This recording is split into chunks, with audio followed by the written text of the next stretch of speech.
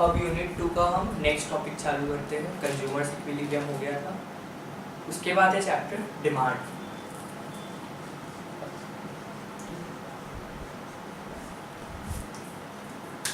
Demand का मतलब बस कोई विश नहीं होता, जैसे मैं बोलता हूँ यार मुझे ये चाहिए, दिला देना, this is not demand. Demand मतलब विश करना नहीं होता। हमारे पास उतनी परचेजिंग पावर भी होनी चाहिए ताकि हम वो गुड को खरीद सकें। we must be backed up by the purchasing power, then it is called demand। अब इकोनॉमिक टर्म्स में क्या होता है demand? It refers to different quantities of a good or of a commodity that a consumer is willing and able to buy during a given period of time। क्या बोला? willing and able to buy। will want तो है, उसको वो चाहिए, Dzire है, लेकिन he must be able to buy, then it would be called demand। different quantities of a commodity that a consumer is willing and able to buy during a given period of time। उस good की जितनी quantity वो खरीदना चाहता है, different prices वो खरीद सके, once he must be backed up by the purchasing power during a given period of time। ठीक है, अब हमें इसके बाद टर्म आता है डिमांड फंक्शन। अब डिमांड फंक्शन क्या होता है? डिमांड फंक्शन होता है functional relationship between demand and its other determinants, और the functional relationship between demand and its other factors. मतलब डिमांड ऑफ अ कमोडिटी या गुड क्या क्या फैक्टर्स से इन्फ्लुएंस होती है, किस किस फैक्टर से अफेक्ट होती है, वो डिमांड फंक्शन बताता है। उसको कैसे लिखते हैं? देखो, demand for good x is a functional relationship of, bracket में जो जो फैक्टर्स डिमांड को इन्फ्लुएंस करती है, जैसे प्राइस ऑफ अ गुड, एक प्रोडक्ट की प्राइस के हिसाब से उसकी डिमांड रहेगी मार्केट में, तो प्राइस ऑफ अ गुड मतलब own price of a commodity होता है। फिर हो सकता है price of a related good, दूसरी कोई कमोडिटी के प्राइस के कारण हमारी कमोडिटी की डिमांड चेंज होना, इसको बोलते हैं प्राइस ऑफ रिलेटेड गुड। फिर होता है इनकम ऑफ कंज्यूमर, अगर मेरी इनकम ज़्यादा है तो मैं ज़्यादा खरीद सकता हूँ, नॉर्मल गुड कोई है तो, इनकम कम है तो कम खरीदूंगा। ठीक है, तो इनकम, इकोनॉमिक्स में इनकम को वाई से रिप्रेजेंट करते हैं। उसके बाद होता है taste and preference. Taste and preference मतलब मार्केट में क्या चल रहा है, मैं जो गुड इंट्रोड्यूस है उसके फेवर में हूँ क्या, अगर उसके फेवर में हूँ और बाकी कंज्यूमर्स भी है तो उसकी डिमांड बढ़ेगी, लोग उसको सपोर्ट ही नहीं कर रहे, अनफेवरेबल है तो उसकी डिमांड कम होगी। ये बस अपन ग्लिम्स दे रहे हैं, डीप में पढ़ेंगे इसको। तो होता है taste and preference, and so many more factors are there which we are going to discuss in detail. यहाँ पर हमने बस इसलिए लिया बताने के लिए कि डिमांड फंक्शन होता क्या है, functional relationship of demand and its various determinants. Determinants मतलब जो जो फैक्टर्स जिससे डिमांड इन्फ्लुएंस होता है। This is just a basic.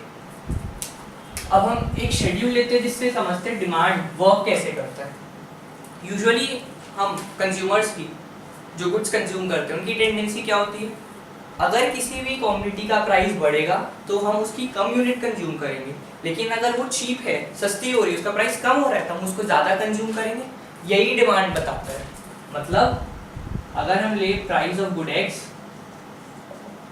और क्वांटिटी ऑफ गुड एक्स, अगर हम ये टेबल बनाएं, ठीक है, इसको बोल सकते हैं डिमांड शेड्यूल। तो कुछ ऐसा दिखेगा, जैसे जैसे प्राइस बढ़ रहा है, पहले प्राइस 1 रुपये, 1 से जाते जाते 5 हो गया, तो क्वांटिटी डिमांडेड 1 रुपये में समझ लो 50 है। जब प्राइस 1 रुपये मार्केट में 50 यूनिट्स गुड एक्स की खरीद रहा हूँ, अब जैसे जैसे प्राइस बढ़ रहा है मैं कम कम खरीदूंगा। एक नॉर्मल ह्यूमन बिहेवियर के बारे में सोचो, अपनी नीड के बारे में मत सोचो कि ऐसा नहीं कि प्राइस बढ़ा तो भी मैं ज़्यादा खरीद सकता हूँ अगर मुझे चाहिए तो, ऐसा नहीं। एक नॉर्मल गुड अगर महंगे होते जाएंगे तो आप उसकी कम कम क्वांटिटी परचेज करो। एग्जांपल ऐसे, सबसे ज्यादा परचेज करते हो 50 यूनिट, जब प्राइस 1 है, प्राइस 5 हो गया तो आप सबसे कम कंज्यूम करते हो। मतलब जैसे जैसे प्राइस बढ़ रहा है क्वांटिटी डिमांडेड कम हो रही है, बोल रहे जैसे जैसे प्राइस कम हो रहा है क्वांटिटी डिमांडेड बढ़ रही है। ठीक है, मतलब डिमांड में हमें ये पता चलता है कि प्राइस और क्वांटिटी डिमांडेड के बीच इनवर्स रिलेशनशिप होता है। जो गुड कॉस्टली होते जा रहा है उसका हम कम यूनिट खरीदेंगे, जो चीप होते जा रहा है उसकी हम ज़्यादा क्वांटिटी खरीदेंगे।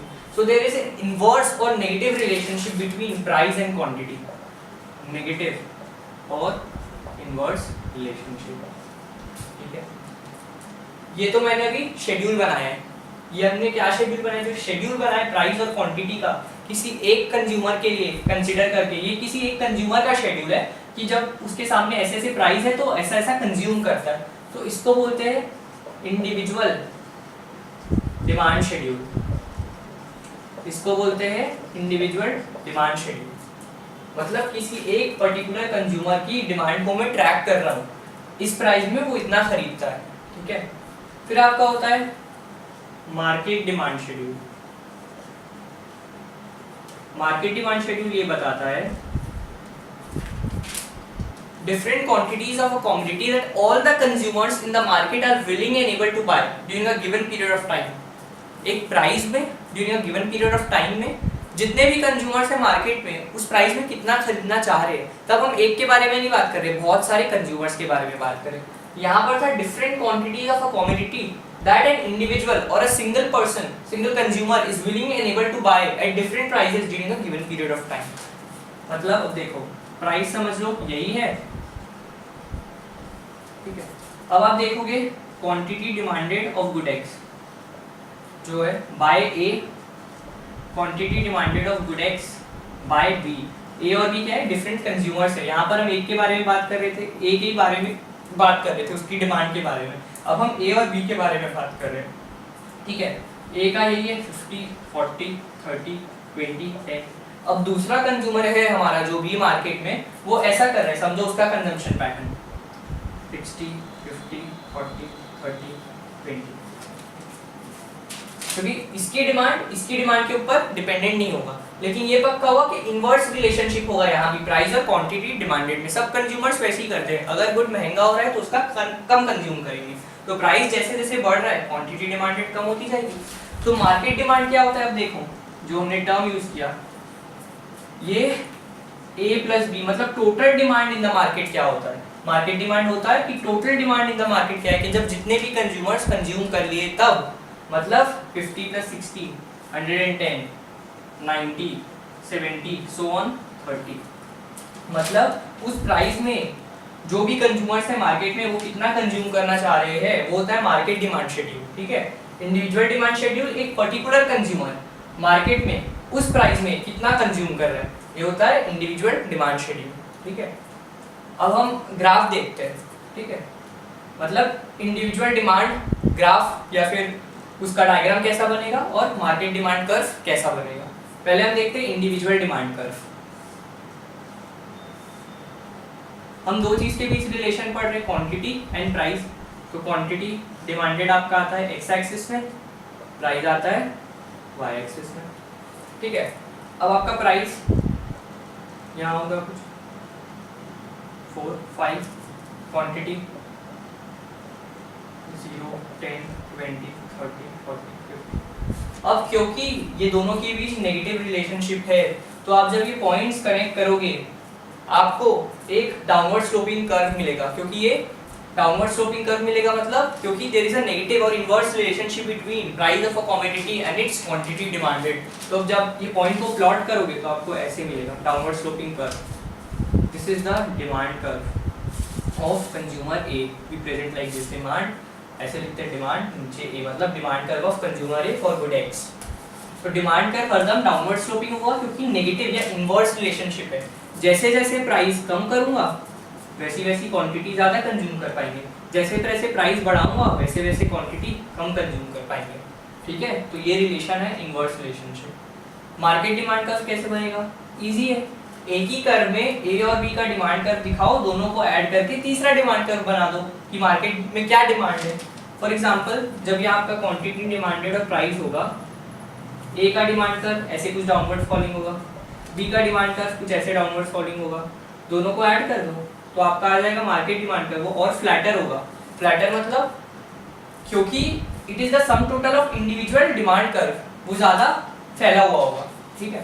तो this is the market demand curve, समझ गए। Market demand curve is the horizontal summation of individual demand curve. यहाँ एक और कंज्यूमर होता है सी, तो उसका भी एक या कर्व बनाते, उसको भी ऐड कर देते, तो आपका टोटल जो मार्केट डिमांड कर्व डेराइव होता वो ए, बी और सी के कारण होता, जो जो कंज्यूमर उस समय मार्केट में है। उसके बाद हमें पढ़ना है what is law of demand.